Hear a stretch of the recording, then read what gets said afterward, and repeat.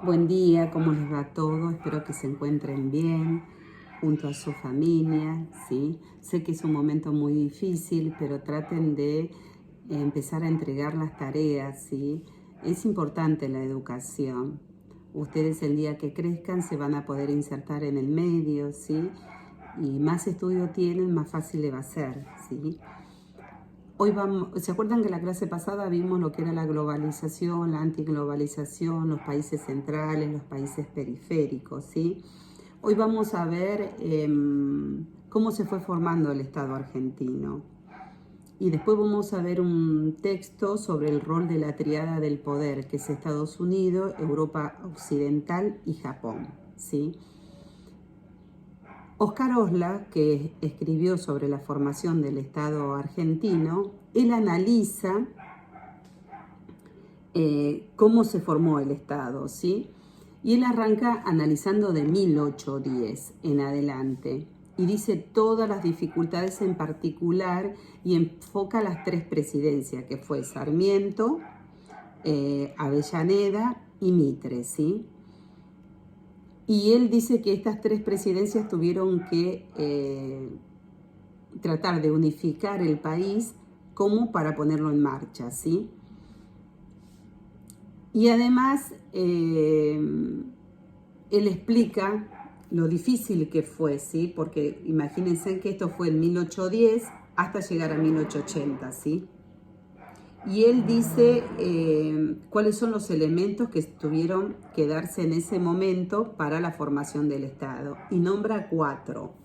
Y dice externalización del poder, dice las instituciones, dice el universo del poder y el universo simbólico. Hoy vamos a ver un poquito esto como para entender cómo se formó el Estado, ¿sí? Y cuando él dice externalización del poder, es cuando somos reconocidos por el exterior, ¿sí? O sea, hay un Estado cuando hay un consenso a nivel mundial, ¿sí? En ese tiempo era muy importante que los demás nos vean como un Estado unificado, ¿sí? Bueno, y ser reconocido justamente por el exterior como Estado y hacia adentro también, porque las provincias estaban por un lado y lo que es Buenos Aires estaba por otro lado, ¿sí? Entonces él dice, por ejemplo, cuando asume Mitre, si bien teníamos una constitución, pero que había que organizarse, ¿sí? No había leyes, no estaba el Congreso, ¿sí? No estaban obviamente los diputados, senadores, la Corte Suprema, tribunales, jueces, el ejército, el colegio militar, las escuelas, ¿sí? Estaban manejadas en ese tiempo por los curas, había que ver qué se iba a enseñar, recaudar impuestos, bueno, poner el país en marcha, ¿sí? Y bueno, uno de los elementos, él dice que son las instituciones, ¿sí? Y cuando decimos instituciones, decimos que es un conjunto de personas interrelacionadas con una normativa, ¿sí? Y eso puede ser, por ejemplo, lo que es una escuela, ¿sí? Lo que son los tribunales, lo que es renta de nación, lo que es el colegio de agrimensor. Todo esto había que poner en marcha y no era fácil para la época, ¿sí? Estamos hablando de una época difícil, no fue fácil, ¿sí? Entonces tiene que ser, el Estado es reconocido por dentro y por fuera, porque tiene instituciones, ¿sí? Después habla de lo que es el universo del poder, ¿sí? Y él dice que las provincias tuvieron que ceder su poder al poder central a Buenos Aires, ¿sí? Así ese poder es reconocido en el mundo entero. Por eso es importante que en ese momento se haya formado lo que es el poder nacional, lo que es hoy, ¿sí? Bueno, después habla lo que es del universo simbólico. y él habla lo que es el sentimiento de pertenencia, ¿sí? Es lo que da, por ejemplo, cohesión a la población, ¿sí? Que está dada por un conjunto de cosas, ¿sí? Más allá de las diferencias que compartimos,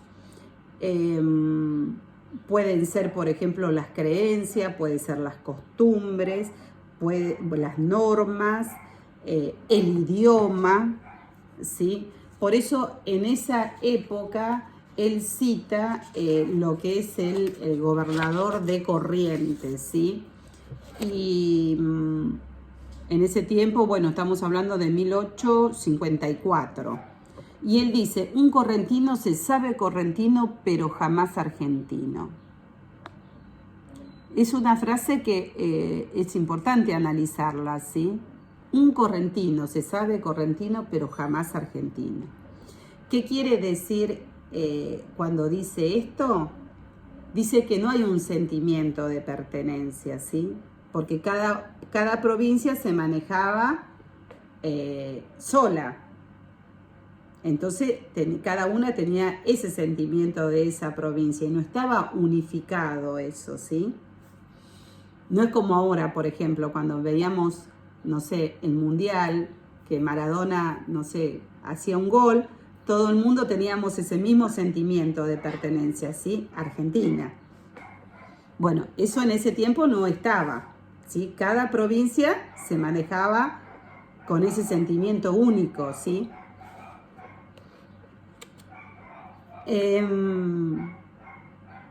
Porque ustedes tienen que pensar que en ese tiempo venimos de la anarquía, ¿sí? Del año 20, de los caudillos, ¿sí? Porque era el país que estaba enfrentado entre unitarios, entre federales, ¿sí? Bueno, y después también hace mención Osla, dice, cuando asume Mitre, si bien había una constitución y había un presidente, pero él dice que el Estado es un proceso de construcción. Por eso es que él cita a las 3 presidencias fundacionales, ¿sí? Para solucionar todos los problemas de la época. Bueno, por eso él dice que el Estado se consolida en 1880, porque se soluciona el último problema que hay, la Federación de Buenos Aires. Ya teníamos un país con la capital para las autoridades y una provincia en la orden de construir, convocar una nueva capital que ahora actualmente es La Plata, ¿sí? Bueno, yo les voy a dar como tarea a ustedes, yo ya les expliqué cómo se fue formando el Estado argentino de 1810 a 1880, y yo les voy a dar, que ahora les voy a sacar una fotito, y ustedes tienen que hacer el Estado, las funciones del Estado, cuáles fueron los objetivos, ¿sí? Y después los elementos del Estado, que son 4, el territorio, el poder, el gobierno, ¿sí? Y la población. Todo eso se tiene que estar como para formar un Estado, ¿sí? Para que haya un Estado. Bueno, eso es por un lado. Después tengo un texto que vamos a hablar sobre la triada del poder entre Estados Unidos, Europa y Japón, ¿sí? Ustedes vieron que en la clase pasada vimos lo que es la globalización y demás, que yo ya lo expliqué, ¿sí? Ahora vamos a ver Estados Unidos, ¿sí? Les voy a contar un poquito Estados Unidos en el transcurso del siglo XX, ¿sí? Desplazó a Gran Bretaña como líder del capitalismo industrial, ¿sí? Esto es a fines del siglo XVIII, ¿sí? Cuando estábamos hablando del siglo XVIII, decimos de 1701 a 1799, ¿sí? Siempre es para atrás que se cuenta. Bueno, Las empresas en ese tiempo se multiplicaron, ¿sí? El ejemplo emblemático es lo que fue el Fordismo, ¿sí? Que fue a partir de la Segunda Guerra Mundial. Si decimos Segunda Guerra Mundial, estamos hablando de 1939 a 1945, ¿sí? El primero en implementar y desarrollarlo fue Henry Ford, ¿sí? Fue un empresario norteamericano, ¿sí? Que el objetivo de él era lograr una producción en serie y a gran escala. O sea que el Fordismo implicaba la combinación, el uso de lo que llamamos cadena de montaje en serie, ¿sí? Donde los operarios ensamblaban piezas que eran transportados en cinta de movimiento continuo. Esto sometía a los obreros a la uniformidad del movimiento de las máquinas. O sea, la utilización del taylorismo fue un método avanzado para esa época, ¿sí? Y aparte de control sobre el trabajo, ¿sí? Se controlaba todas las tareas del trabajador porque era el tiempo y el movimiento, ¿sí? Por eso el lugar físico de esa época era lo que llamamos la gran fábrica, y eso se dio en las principales ciudades, ¿sí? Bueno, después, si decimos que todo esto se dio en esa época y que el auge fue el Fordismo, decimos que entonces que la economía estadounidense se produjo en la Primera y en la Segunda Guerra, ¿sí? O sea que creció más. ¿Y por qué puede ser que creció más?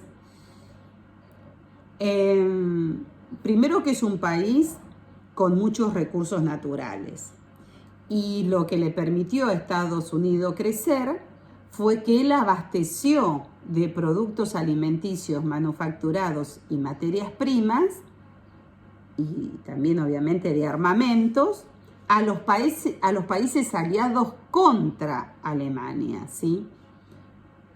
Su territorio no fue campo de batalla, o sea que Estados Unidos no estuvo en la primera ni en la segunda. En la Segunda Guerra entró casi a lo último, o sea que por eso su territorio no fue atacado, ¿sí? Y no participó, pero sí abasteció a los países, y eso es lo que a él le permitió enriquecerse. Por eso fue el mejor estado para iniciar la posguerra, ¿sí? Su hegemonía no se apoyaba solo en la gran producción industrial, sino también en los flujos de inversiones distribuidos por el mundo, ¿sí? Porque distribuyó a América, a Asia, a África. Por eso es que él internamente se fue consolidando, ¿sí? Con un mercado interno, con características de un estado, o sea, de bienestar, ¿sí? Estas políticas fueron aplicadas para superar la Gran Depresión, porque acá tenemos también algo que es que se produjo en Estados Unidos en 1929, que es el crack mundial, ¿sí? Bueno, esto en la posguerra, los Estados Unidos afirmaron su liderazgo, tanto político como económico, ¿sí? O sea, fue visto en el mundo entero que él estaba muy bien afianzado económicamente, ¿sí? El capital acumulado que él fue acumulando a lo largo de estos procesos, ¿sí? de las guerras, les permitió ayudar las economías europeas que estaban devastadas, ¿sí? por la guerra. Bueno, los países de Europa Occidental volvieron a crecer al final de la década de 1950, incluso en incorporar políticas de bienestar. Japón, por ejemplo, también recibió ayuda económica de los Estados Unidos y construyó su economía siguiendo el modelo de Estados Unidos, ¿sí? Bueno, Estados Unidos, Europa Occidental y Japón formaron lo que es la triada, ¿sí? El grupo de países más ricos e industrializados, estamos hablando en 1980 y 1990, ¿sí? A fines del siglo XX. Y también hablamos, obviamente, de lo que fue la Unión Europea, ¿sí? Después hay un texto que habla también sobre los cambios a partir de 1970. Y ahí ya se instaló una crisis que dio inicio a nuevos procesos. Aumentaron los precios de energía y de materias primas, aumentó el petróleo, ¿sí? Por ejemplo, pasaron de 2 a 30 dólares el barril. Así que miren, ya ahí se empezó a desplomar, ¿sí? La economía. Bueno, y de las materias primas obviamente también.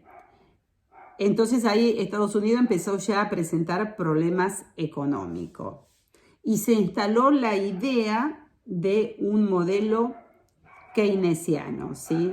En que la bolsa y el estado de bienestar ya se habían agotado. Volvieron a tomar impulso las ideas liberales, ya consideraban que el verdadero motor del crecimiento económico era el capital, ¿sí? O sea, ¿qué empezó a pasar ahí? Lo que hablamos, lo que es el libre mercado, ¿sí? Donde los gobiernos deben controlar la inflación, ¿sí? Pero a la vez también le quitan los beneficios a las clases sociales, ¿sí? A la población. Bueno, este conjunto de ideas, de prácticas y políticas y económicas que conformaron, esto se dio, como les dije, en 1980 y 1990, ¿sí? Bueno, y a este proceso se llama lo que es el neoliberalismo, que ustedes inclusive tienen en el texto todas las ideas del neoliberalismo, que yo se los mando justamente, así lo hacen, ¿sí? Bueno, les cuento un poquito. En el primer texto les voy a mandar a definir lo que es el Estado, cuáles son los objetivos, cuáles son sus funciones, y van a tener que definir los 4 elementos, ¿sí? Después tienen un texto que es, el texto se llama La globalización con otros centros. Bueno, ahí tienen que armar un texto explicando todo lo que es la triada, ¿sí? Lo que es Europa Occidental, lo que es Japón, ¿sí? Y lo que es Estados Unidos. Bueno, ahí van a explicar todo lo que es el cambio también de 1970. De todos modos, yo ahora les voy a sacar una foto y les voy a mandar obviamente las preguntas con las páginas y demás, ¿sí? Y después van a tener que dibujar en sus carpetas lo que es el flujo de inversiones de la triada, ¿sí? Bueno, eso es por hoy la tarea. No es mucho que digamos. Es cuestión de sentarse, de leerlo a los textos que les mando y que armen el trabajo práctico. ¿Les parece? Bueno, si Dios quiere nos estamos viendo la semana que viene. Espero que pasen un lindo fin de semana, ¿sí? Y bueno, espero las respuestas de ustedes que me entreguen los trabajos, ¿sí? Les mando un abrazo grande a todos y espero que sigamos todos bien, ¿sí?